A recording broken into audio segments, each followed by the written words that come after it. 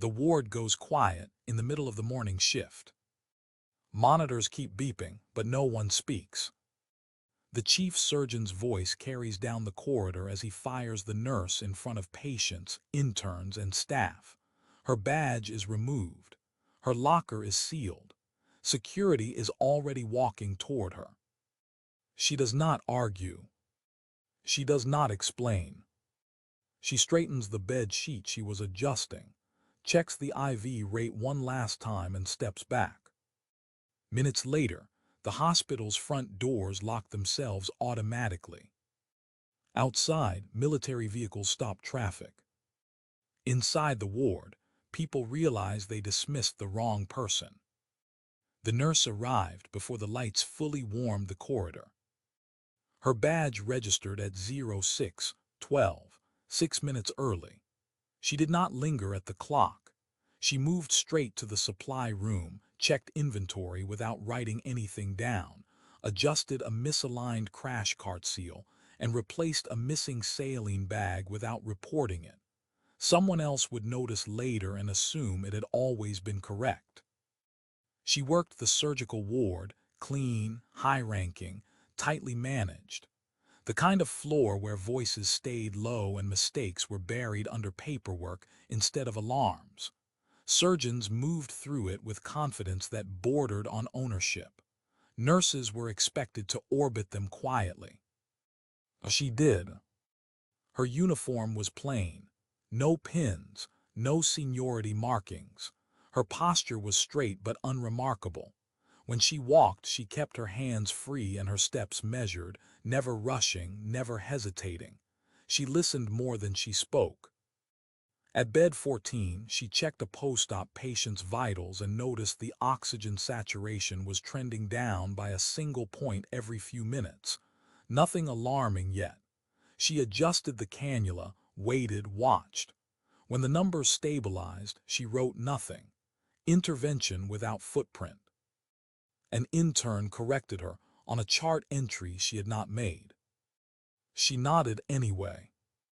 Down the corridor, the chief surgeon entered with his usual momentum, white coat open, voice already engaged before he reached the nurse's station. People adjusted themselves around him. Clipboards lifted, chairs straightened. He did not look at her. He never did. During rounds, he questioned a medication schedule. She had already flagged the dosage discrepancy mentally and corrected it through pharmacy 30 minutes earlier. The chart now reflected his preferred numbers. He praised the system, not the people. She stood behind him, hands folded, eyes moving, not on faces but on exits, equipment placement, the distance between beds. She noted that the fire door at the east end closed slower than it should. She noted that a security guard lingered too long near the elevators, watching nothing in particular. When a patient cried out unexpectedly, she was already there before the call button was pressed. Her voice stayed low. Her hands were steady. She reduced panic before it could spread. When the patient settled, she stepped back into the background as if she had never moved. At mid-morning, the chief surgeon reviewed staffing levels. He paused at her name. "Who assigned her to my ward?" he asked, not looking up. No one answered immediately. "She's temporary," someone said finally, "covering a vacancy." He frowned. "She's too slow." No one contradicted him. She heard it, she always did. She did not react. She adjusted a monitor cable that had been looped incorrectly, reducing the risk of accidental disconnection. A small thing, a necessary thing. In the break room, two nurses spoke in low voices. "She doesn't socialize. She doesn't complain either. She doesn't belong here long." The nurse washed her hands carefully, dried them fully, and returned to the ward before her allotted time ended. At 10:47, a stretcher passed through the corridor under heavier security than protocol required. No announcement, no visible urgency. The patient's face was partially obscured. The escort avoided eye contact. She noticed the absence of standard intake documentation. She said nothing. At 11:02, the chief surgeon raised his voice for the first time that day. It was not directed at her. Not yet. It was about efficiency, about authority, about who made decisions and who followed them. She listened, she always did. The ward continued to function. Machines hummed, staff moved, patients slept. But something had shifted. The nurse felt it not as fear, but as alignment. The quiet recognition that routine was thinning, that the margin for error was closing. She adjusted her stance slightly, positioning herself closer to the central corridor without appearing to move at all. No one noticed. No one ever did. Not until later. The confrontation did not begin loudly. It began with a question asked too sharply for the room it was in. The chief surgeon stood at the nurse's station, reviewing a digital chart on the wall screen. His finger hovered, then stopped. He read the same line twice. Who changed this medication timing? No one answered immediately. The ward was AC. Tive footsteps, carts, low conversation. But the space around him seemed to pause. He turned, eyes scanning faces until they landed on her. You, he said, not her name. Did you do this? She stepped forward half a pace. Yes. Her voice was even, not defensive, not apologetic. He stared at her, then at the chart again. You altered a surgical protocol without authorization. I corrected the timing to match renal clearance, she said. The original order would have caused. I did not ask for a lecture. The words landed hard. Nearby interns froze. A patient curtain shifted as someone inside leaned closer, listening. The chief surgeon straightened, aware of his audience now. You don't make decisions on my floor, he said. You execute them. She did not argue. She did not raise her voice. She simply waited, hands still, eyes level. I already cleared it with pharmacy, she said, and anesthesiology. His jaw tightened. You went around me. I followed protocol. He laughed once, short, dismissive. Protocol is not a loophole for people who don't know their place.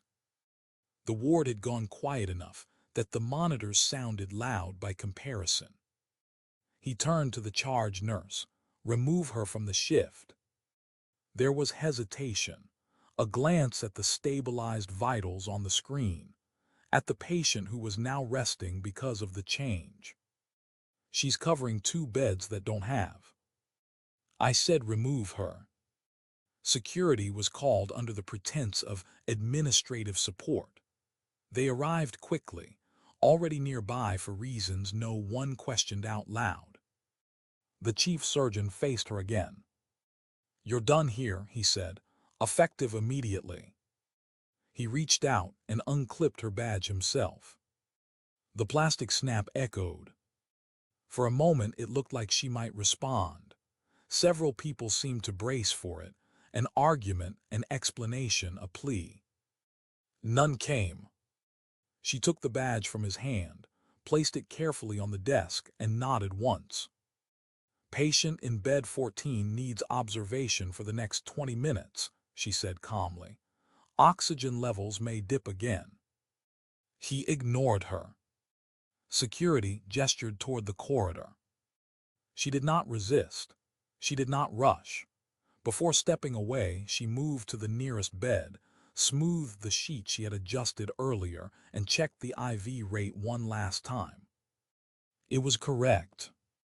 As she walked down the corridor, eyes followed her, not with sympathy but with uncertainty. Something about the way she left felt unfinished. At the exit, she stopped. Not to turn back. To look at the doors. The fire door still closed too slowly. The security guard watched her, uncomfortable. Behind them, the chief surgeon was already speaking again, reclaiming the rhythm of authority, explaining the decision loudly enough for others to hear. She was a liability, he said. We can't afford improvisation. No one challenged him. Outside the ward, she handed over her access card. The system deactivated it instantly. She stood still for a moment longer than necessary. Then she nodded to no one in particular and stepped away from the floor. Minutes later, an alert flashed silently on a screen no one was watching. Lockdown protocols began to initialize. She did not leave the building. Her termination paperwork was still processing when she reached the lower atrium. She sat on a bench near the service elevators, out of the way, unremarkable, where staff passed without looking twice. From there, she could hear the building breathe. Ventilation cycling, distant alarms testing themselves, the soft echo of carts over tile. She waited. At 11:18, the service elevator doors opened on the surgical floor again. A stretcher rolled out, pushed by two orderlies she did not recognize. Their badges were clipped backward.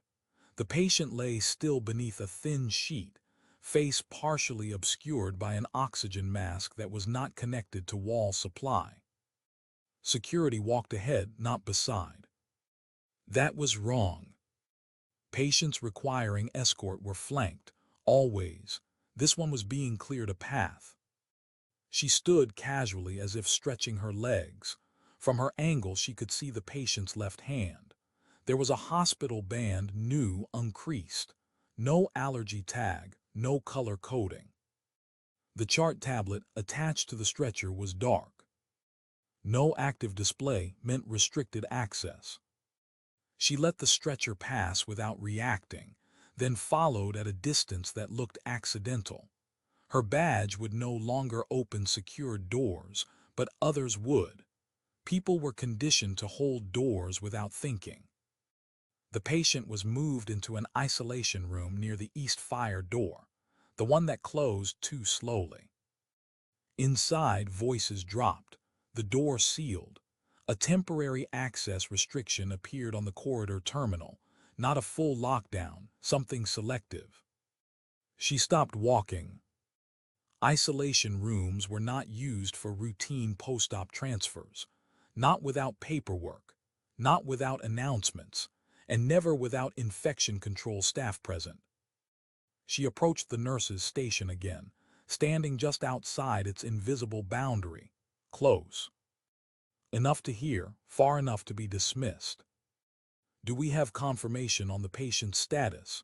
a junior doctor asked quietly. "Administration says not to log anything yet," someone replied. "Orders are coming from elsewhere." Elsewhere was not a department. She looked at the clock. Time since termination, 11 minutes. She should have left. Instead, she moved to the supply alcove opposite the isolation room. From there, reflected in the glass cabinet, she could see the room's interior through the narrow window. The patient's chest rose steadily. Controlled breathing. Too controlled for someone sedated post-surgery. The oxygen mask was for appearance. A man entered the room, plain clothes, posture wrong for a clinician. He did not touch the patient. He spoke close to the ear, quietly. The patient's eyes opened. Alert, focused. That settled it. She stepped back as a cart passed, then walked away, not toward the exit but toward the stairwell that led to administrative storage. Her phone vibrated once. A message, no sender ID. "Stay clear." She deleted it without replying. At the stairwell landing she paused and listened. Footsteps above, two sets, heavy, coordinated, not hospital staff. Below, the service elevators chimed again. She closed her eyes briefly, not in fear but calculation. The chief surgeon was still in charge of the floor. He did not know what he was holding. He had already removed the one person who would not panic. She opened the stairwell door and descended one level, positioning herself near a maintenance panel that overlooked the east corridor through a narrow observation slit. From there, she watched security begin to reposition, quietly, clumsily. They were reacting, not preparing. The fire door stalled again as someone tested it. No one fixed it. Inside the isolation room, the patient shifted slightly, testing restraints that were not there. The nurse exhaled, slow and controlled. This was no longer about employment. It never had been. The hospital did not announce the lockdown. Lights did not flash. Sirens did not sound. There was no voice over the intercom telling people to remain calm. Doors simply stopped responding the way they used to. At 11:31, the main entrance slid shut and did not reopen. The security desk phones went dead. Elevators defaulted to manual override, requiring a keycard most staff did not carry. On the surgical floor, the air pressure shifted slightly, enough that someone trained might feel it in their ears. Most people did not. The chief surgeon noticed when his tablet failed to refresh. He tapped it once, then harder. He said, already irritated. What's going on? No one had an answer yet. The charge nurse was speaking into a phone that kept disconnecting. An intern stood frozen, staring at a security alert that had appeared and vanished too quickly to read. Probably a system test, someone offered. The chief surgeon accepted that explanation because it preserved his authority. Down the corridor, the isolation room remained sealed. From her position near the maintenance panel, the nurse watched security attempt to establish a perimeter. They clustered near the nurse's station, weapons holstered, hands uncertain. None of them took the east fire door seriously. It was just a door. It always had been. She moved when no one was looking. Her path took her through a service corridor marked authorized personnel only. The sign meant nothing now. Everyone was improvising. She adjusted her pace to match the rhythm of the building, never appearing rushed, never still long enough to draw attention. At the end of the corridor, she stopped beside a wall-mounted emergency kit. She opened it, checked the contents, closed it again. Everything inside was intact. No tampering. Good. Voices echoed from the stairwell ahead. Not loud, controlled. The kind of quiet that assumed compliance. She stepped back into shadow and waited. Two men passed, both in civilian clothes, both moving like they were used to moving in places where weapons were present, even if none were visible. They did not look at signage. They did not hesitate at intersections. They were not hospital security. She let them go. The chief surgeon's voice rose at the nurse's station. I want full access restored, he said. This is my department. A security supervisor tried to explain. Sir, the restriction didn't come from us. It's external. External to what? No one answered. In the isolation room, the patient sat up. Not fully, just enough to test the room, enough to be seen through the narrow window by someone who knew when to look. The nurse saw it. She did not move toward the room. She moved away from it, toward the systems that controlled it. At a junction box near radiology storage, she knelt and removed a panel using a borrowed screwdriver she returned seconds later. Inside, she traced cables by color and alignment, ignoring the labels meant for technicians who followed instructions instead of logic. She did not disable anything. She rerouted priority. When she replaced the panel, the isolation room's door would still lock, but when it opened, it would open all the way. No hesitation, no partial seal. She stood and brushed dust from her hands. A nurse ran past her then, breathless. "They're saying no one can leave," she said to no one in particular. "Security says we're supposed to shelter in place." The nurse nodded once, as if that made sense. At 11:44, the fire door stalled again. This time, it did not finish closing. A red indicator blinked on a screen behind the nurse's station. No alarm followed. The chief surgeon was arguing with someone on a phone that no longer connected. The patient in the isolation room swung his legs over the side of the bed. No restraints, no sedation. Only time. The nurse positioned herself at the edge of the corridor where she could see without being seen. She adjusted her stance, weight balanced, hands empty. Containment was failing, and no one in charge knew it yet. The isolation room door opened without resistance. Not because someone forced it, because someone assumed it would behave the way it always had. The patient stepped into the corridor wearing a hospital gown that did nothing to hide the discipline in his movement. He did not run. He did not raise his voice. He walked as if the space already belonged to him. Security noticed too late. "Sir, you need to return to." The patient's hand came up, palm outward, not aggressive, final. The guard stopped. Training recognized training.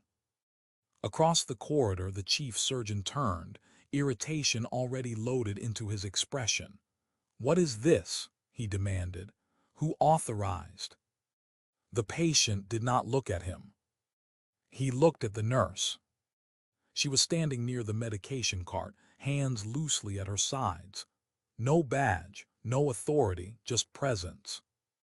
Their eyes met for a fraction of a second. That was enough.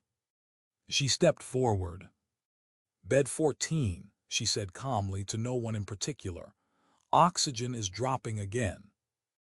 The words cut through the noise because they were specific. A junior nurse reacted automatically, moving toward the bed. Another followed. The corridor's attention split, half toward the anomaly, half back toward routine. It was the opening she needed. She moved past the patient without acknowledging him, approaching the chief surgeon instead. "Your ward is about to lose control," she said quietly. "You can argue or you can listen." He stared at her, stunned more by the audacity than the warning. "You were dismissed," he said. "You have no standing here." "I know." She turned away from him before he could respond, addressing the nearest nurse. "Close the east corridor," she said. "Move non-critical patients west, now." The nurse hesitated for half a second. Then she did it. Others followed, not because of rank, but because the instructions made sense. They were clear. They reduced risk. The chief surgeon raised his voice. "Stop! Who told you to?" A monitor alarm sounded. "Bed 14. Not loud, not yet critical. But real." The patient, no longer pretending to be one, watched the shift with interest. He took a step back, giving space, becoming invisible again. Security scrambled, trying to reassert command, but their lines were wrong. They guarded the station instead of the flow. They blocked exits instead of corridors. The nurse corrected without touching them. She repositioned a cart, narrowing a passage. She unplugged a portable monitor, forcing staff to move together instead of scattering. Each action was small. Each had an effect. At the isolation room door, one of the plainclothes men reappeared, scanning for the patient. The nurse met his eyes and shook her head once. He stopped. Confusion flickered across his face, then calculation. He stepped back. The chief surgeon realized slowly that people were no longer looking at him. They were waiting for her. He moved closer, lowering his voice. "What did you do?" "Nothing," she said. "I corrected what was already wrong." Another alarm. Another patient stabilized before panic could spread. The ward was changing shape around her, quieter, tighter, more controlled. The patient inclined his head toward her. Not a salute, not yet. Acknowledgement. She did not return it.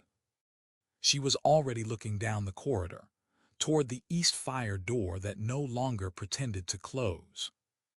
This was only the first correction. There would be others, and each one would cost more. The first military vehicle stopped without sirens. Traffic halted around it, as if the street had decided on its own. Inside the hospital, no one announced the arrival. There was no alert, no warning tone, just a subtle shift in the way security feeds froze, then rerouted to a channel most administrators did not know existed. The nurse felt it before she saw it. A vibration through the floor, not from engines, from coordination. She moved to the window at the end of the west corridor, careful to keep her body out of view. Outside, 2 Mat V. Hickles had taken positions that controlled access without blocking emergency lanes. Men and women stepped out, not fast, not slow, scanning the building with the patience of people who expected resistance and were prepared for none. Inside, the chief surgeon demanded answers again. "This is a hospital," he said, voice tight. "We have patients, you can't just—" A security supervisor shook his head. "Sir, they're not asking." The isolation patient was no longer in the corridor. He had repositioned himself near the nurse's station, close enough to hear, far enough to be ignored. He watched the entrances, not the people.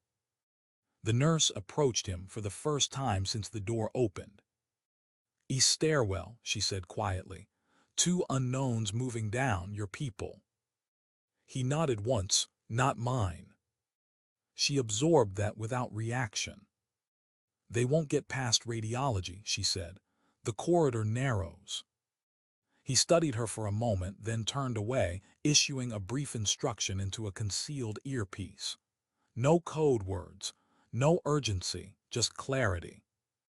The building responded. Doors along the east wing sealed fully now. The fire door closed cleanly this time. Too late for one person. Footsteps echoed, fast, uneven. A man burst into the corridor, breathing hard, eyes wide. He skidded to a stop when he saw the patient standing calmly ahead of him. Before he could speak, the nurse stepped into his line of sight.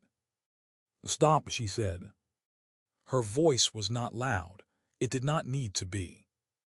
He froze, not because of authority, but because her stance told him something his mind had not caught up to yet. Security arrived seconds later, weapons still holstered. The man was escorted away without incident. No one cheered, no one asked questions. Outside, another vehicle arrived. This one bore no markings at all. The chief surgeon watched from the glass wall, pale now. "They're here for him," he said, finally understanding part of it. The nurse did not correct him. She moved back into the ward, checking on patients as if nothing unusual was happening. She adjusted IVs. She spoke softly. She kept people alive while forces outside negotiated realities she did not need to hear. A soldier entered the building, escorted by administration. He wore no visible insignia. His posture changed the room anyway. He scanned the ward once. Then his eyes found her. He did not approach. "Not yet." The chief surgeon stepped forward, hand extended. "I'm the chief of surgery. I need to know what authority you're operating under."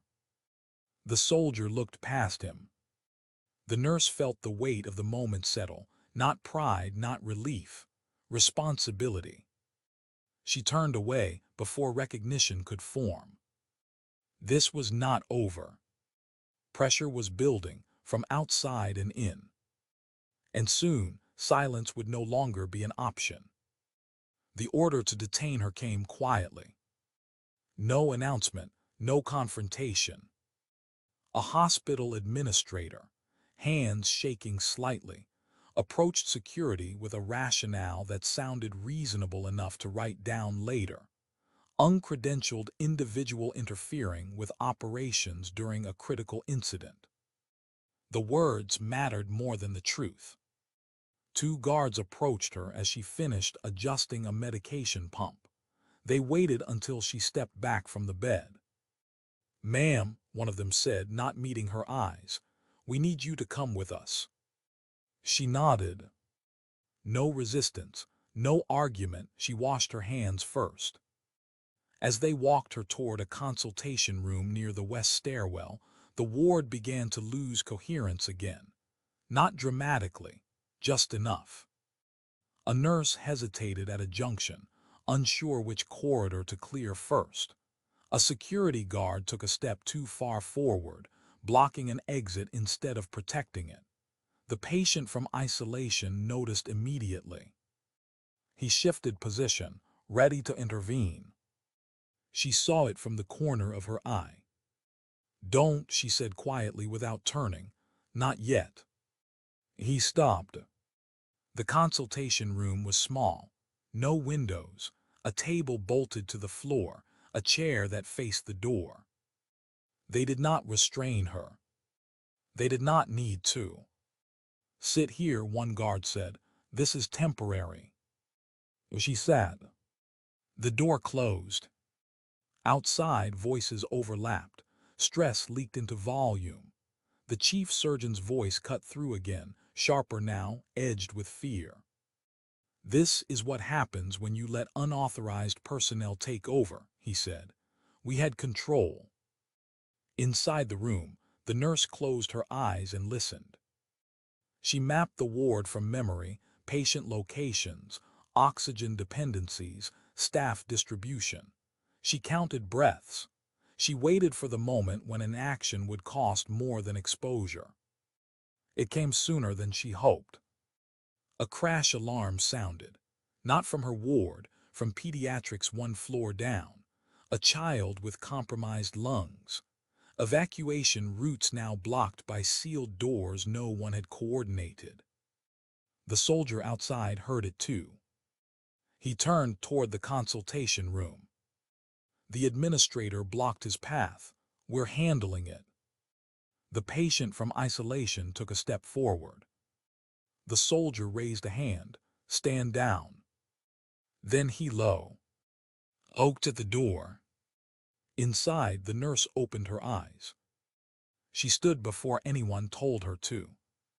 The door opened. No one explained. No one apologized. The soldier stepped aside, clearing her path without a word. She moved immediately. At the stairwell, she took 2 steps at a time, not running but efficient. She redirected staff with gestures instead of commands. She rerouted oxygen tanks. She cleared a path through a storage corridor that had not been used in years. The child was stabilized before the chief surgeon arrived. He watched her work, finally silent. When it was over, she stepped back, hands empty again. The soldier approached her this time. He stopped at a respectful distance. The chief surgeon waited for something, an explanation, a reprimand, a display. None came. The cost had already been paid. Her cover was thinning. And the final moment was close. The corridor cleared without being told to. Staff stepped back instinctively, creating space that felt deliberate even if no one could explain why. The air changed, not with fear but with recognition. Something had reached its conclusion. The soldier stopped in front of her. He did not speak immediately. Behind him, 2 more uniformed personnel entered the ward. Their movements were precise, restrained and unmistakable to anyone who had ever served, even if most people there had not. The chief surgeon stood rigid near the nurse's station, hands clenched at his sides. The soldier removed his cap. He held it at his waist. Then he straightened his posture and brought his hand up in a clean, controlled motion. He saluted her. The sound was soft, fabric bone discipline. The ward went completely silent. The second soldier followed, then the third. No announcement, no explanation. Just recognition. The nurse returned none of it. She inclined her head slightly, not as acknowledgement but as permission to stop. They did. The chief surgeon swallowed. "What is this?" he asked, voice unsteady now. "Who is she?" The soldier finally spoke, still not looking at him. "She's not here for you," he said, "and she wasn't dismissed." He turned back to her. "Ma'am, the situation is contained. We'll take it from here." She nodded once. No rank was spoken, no unit named, no history offered. The patient from isolation stepped forward and stood beside the soldiers. His posture matched theirs now, no longer pretending to be anything else. "Thank you," he said to her quietly. She met his eyes. "You were never my responsibility," she replied. "The patients were." He accepted that. Around them, staff stood frozen, trying to reconcile memory with reality. The nurse they had spoken over, the one they had let be humiliated, the one who had quietly corrected their failures. The chief surgeon looked at the badge, still lying on the desk. He did not pick it up. The soldier waited, as if expecting further instruction. She shook her head slightly. "No reports," she said. "No statements. This ends here." "Yes, ma'am." The soldiers turned and moved out, taking the patient with them. The hospital systems began restoring themselves as quietly as they had shut down. Within minutes, it was over. No cameras, no press. Just a ward full of people who would never speak about what they had seen, because they would not know how. She walked to the exit alone. No one stopped her. The hospital returned to routine with unsettling speed. By late afternoon, the entrances reopened. Elevators resumed their normal cadence. Screens refreshed as if nothing unusual had ever interrupted them. New shifts arrived unaware that anything beyond a minor systems issue had occurred. Paperwork replaced memory.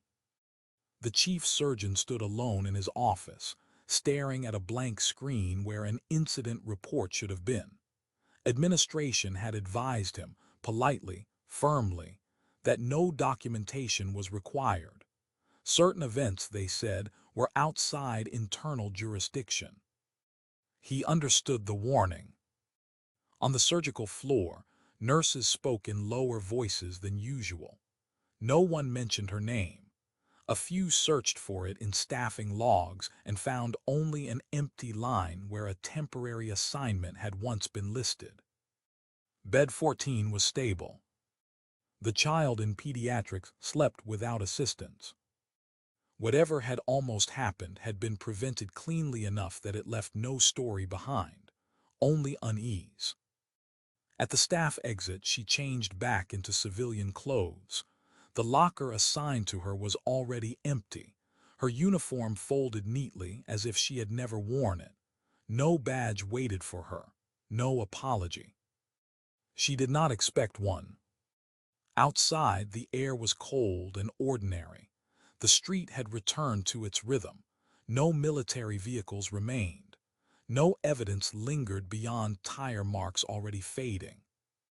She walked past the main entrance without looking at it. Across the street, a car waited at the curb, unmarked, engine off. She stopped beside it. The driver's window lowered partway. "You're clear," the driver said. "Command has no further requests." She nodded, good. A pause. Yo, you could have stayed, the driver said. They would have offered. I know. She stepped back. The window rose. The car pulled away without urgency. She stood there for a moment longer, watching hospital staff pass through the doors behind her, laughing, complaining, unaware. Then she turned and walked in the opposite direction. By the next morning, a new nurse would be covering the vacancy. The chief surgeon would never raise his voice the same way again. And somewhere in the building, a fire door would close smoothly for the first time in years. No one would know why. No one would applaud. And that was how it was meant to be.